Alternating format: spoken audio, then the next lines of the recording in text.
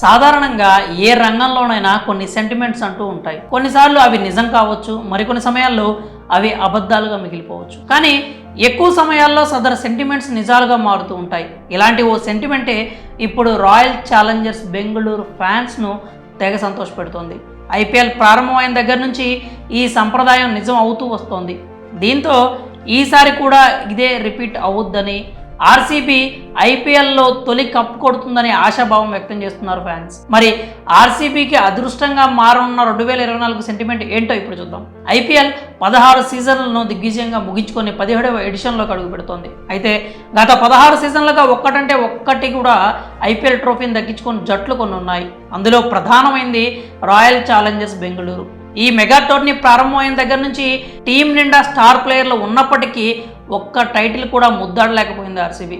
దీంతో ఇటు విరాట్ కోహ్లీ ఫ్యాన్స్, అటు ఆర్సీబీ అభిమానులు తీవ్ర అసంతృప్తితో ఉన్నారు. కాగా ఆర్సీబీ ఫ్యాన్స్కు ఓ పండగ లాంటి న్యూస్ అందింది.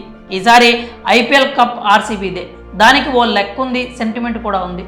అదే సెంటిమెంట్ 2024లో రిపీట్ అవుద్దని గట్టి నమ్మకం కూడా ఉంది అభిమానులు. ఇంతకీ అదేంటంటే 2008 ఐపీఎల్ ప్రారంభించిన దగ్గర నుంచి తొలిసారి టీమ్స్ ఐపీఎల్ టైటిల్ను కైవసం చేసుకుంటూ వస్తున్నాయి. 2008లో రాజస్థాన్ రాయల్స్ తన ఫస్ట్ ట్రోఫీని గెలుచుకుంది.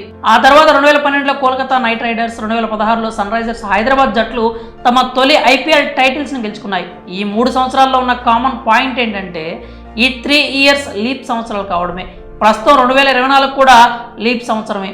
దీంతో ఇప్పటి వరకు టైటిల్ గెలవని ఆర్సీబీ ఈసారి ఖచ్చితంగా ట్రోఫీ గెలుస్తుందని ఫ్యాన్స్ బల్లగుద్ది మరీ చెప్తున్నారు.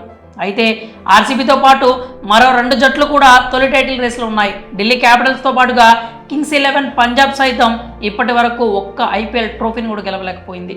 బెంగళూరు జట్టులో du Plessis, Virat Kohli, Dinesh Karthik, Glenn Maxwell, Siraj, Cameron green లాంటి స్టార్ ప్లేయర్లు ఉన్నారు. మరి లీప్ సంవత్సరం సెంటిమెంట్ ఆర్సీబీకి కలిసి వస్తుందా లేదా?